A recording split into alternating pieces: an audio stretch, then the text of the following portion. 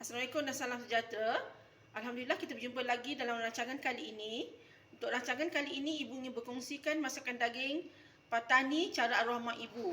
Kenapa ibu cakap cara arwah mak ibu? Kerana setiap orang ada masakan dan cara tersendiri. Yang ini yang ibu nak tunjukkan hari ini adalah cara masakan arwah mak ibu ya, masakan daging patani cara arwah mak ibu. Okey, bahan-bahannya ialah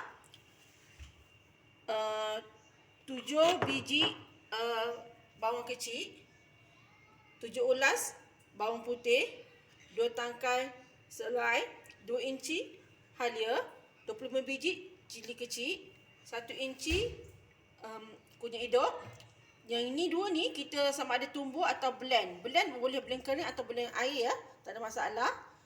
Lepas tu serbuk kari daging, 1 paket kecil ni. Okey, serbuk kari daging tak kira jenama apa pun tak apa, tak ada masalah. Potato 3 biji. Nak buat berlebih pun tak apa, tak ada masalah, tapi ibu letak 3 biji sahaja dan daging setengah kilo. Okey, bahan ni semua ya. Bahan ni semua kena hiris dan cili padi kena tumbuk ataupun blend. Okey, ibu hiriskan dulu ya. Okey, ni bahan-bahan yang dah dihiris ya, yang ibu dah hiris semua. Dan tadi ibu terlupa nak sebut santan 1 kotak. 1 kotak kecil ni je. Ibu angkatkan ya. 1 kotak kecil ni. Okey, yang tadi yang ibu kata cili yang ibu blend dengan air ya. Jadi ibu ni daging yang setengah kilo, ibu masukkan terus dalam ni. Kita marinate dalam ni. Kita biar dia marinate.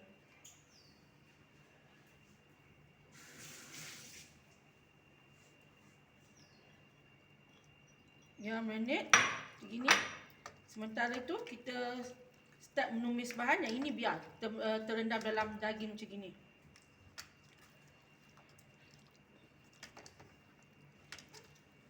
Siapa yang tak biasa pegang cili dengan tangan, jangan pegang ya, panas. Kena pegang dengan sudu. Ibu dah biasa. Okey, nak menumis minyak 1 cawan ni.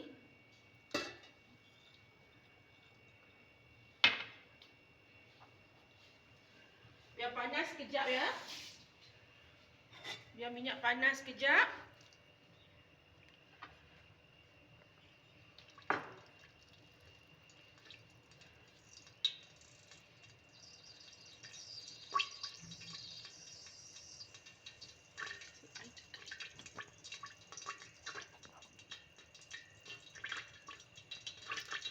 Okey, kita masukkan bahan yang kita hiris ni ya.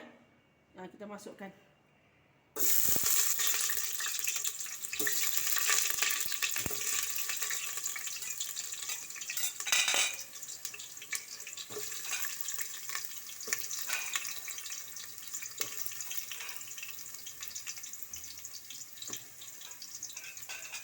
Serai pun kita masukkan ya untuk menggoreng.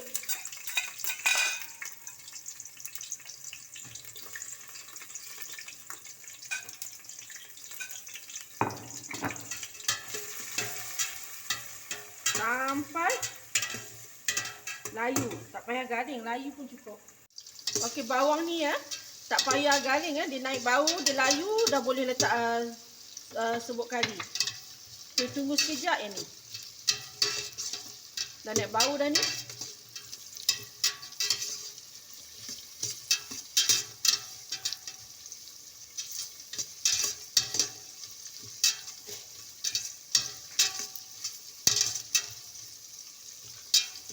Ibu memang suka guna api yang sederhana. Kalau kita buat api yang kuat, jadi dia masak mengejut. Itu tak sedapnya, bau dia nanti, dia punya bawang pun masak mengejut.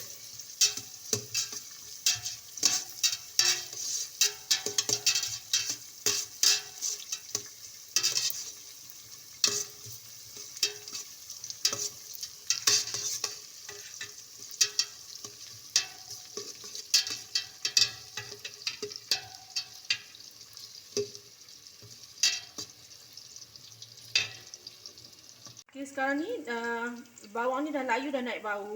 Serai pun sedap bau dah. Kita boleh masukkan serbuk kari yang sepaket tadi. Masukkan.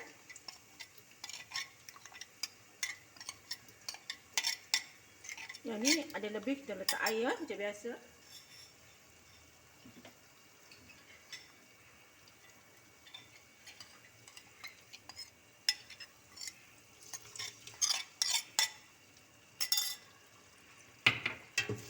Kita kacau sampai orang tua dulu kata sampai naik minyak kan. Sampai masaklah karinya. Tunggu sekejap. Okey, kari ni dah naik minyak ya. Dah masak.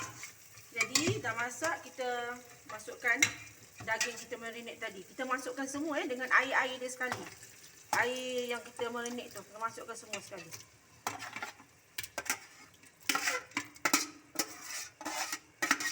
Potato kita jangan masukkan lagi. Kita nak lembutkan daging sekejap ya.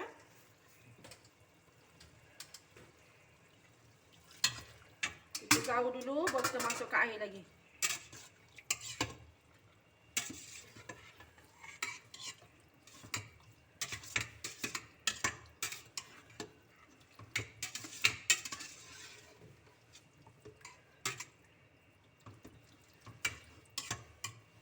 Okey, kita gaul, kita masukkan air lagi ya.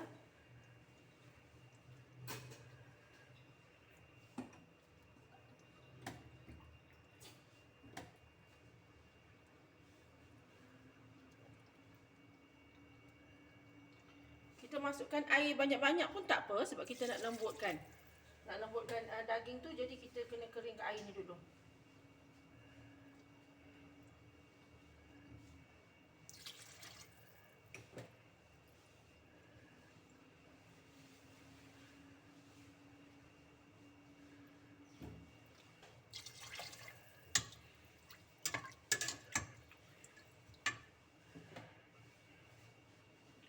Kalau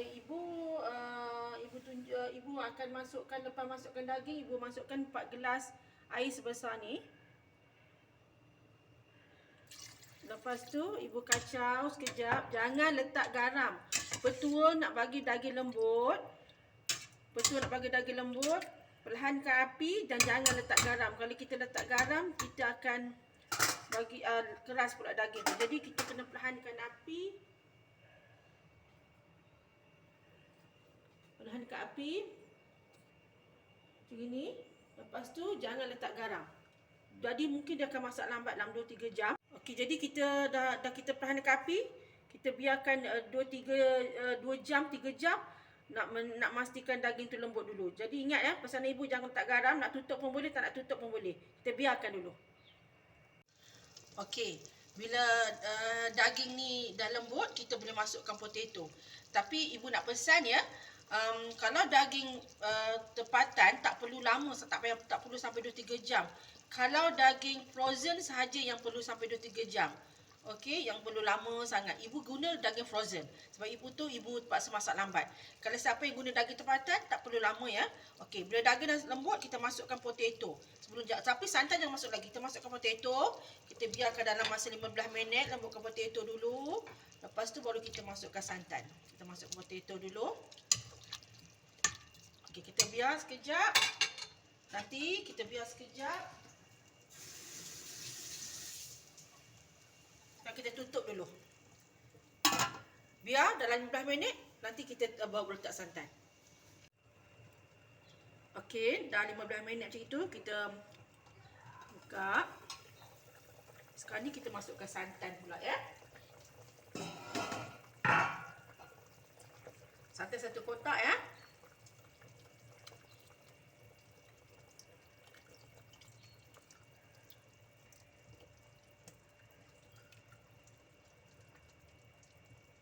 Ambil air ya, ambil air dia.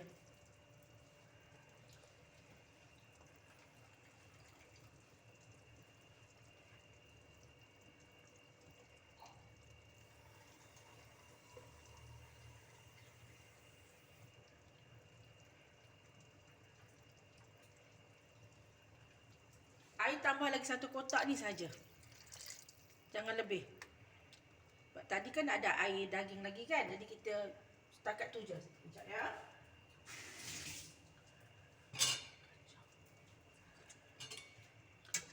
Kita kacau.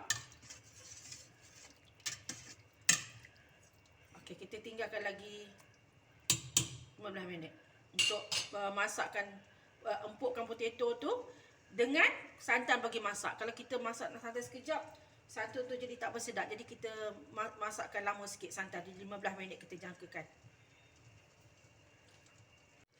Okey, daging dengan potato dah empuk ya. Dengan ubi dah empuk. Santan pun dah masak elok. Jadi kita sekarang ni kita cuma tambahkan garam. Garam ikut cukup rasa ya. Ikut cukup rasa masing-masing. Okey.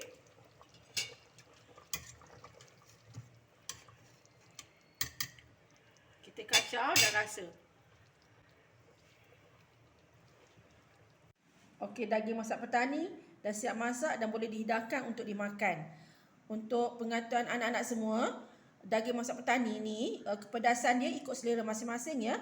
Tadi ibu letak cili padi 25 biji. Kalau anak-anak nak letak lebih pun tak apa, ataupun nak tak kurang pun tak apa, ikut kepedasan masing-masing, ke selera masing-masing. Sebut kali pun ikut masing-masing punya selera. Okey? Okey, setakat ini ibu kongsikan resepi daging masak petani cara arwah ibu untuk hari ini. InsyaAllah di hari lain, waktu lain, insyaAllah ibu akan berkongsi resepi yang lain. Setakat ini kita berjumpa lagi. Assalamualaikum.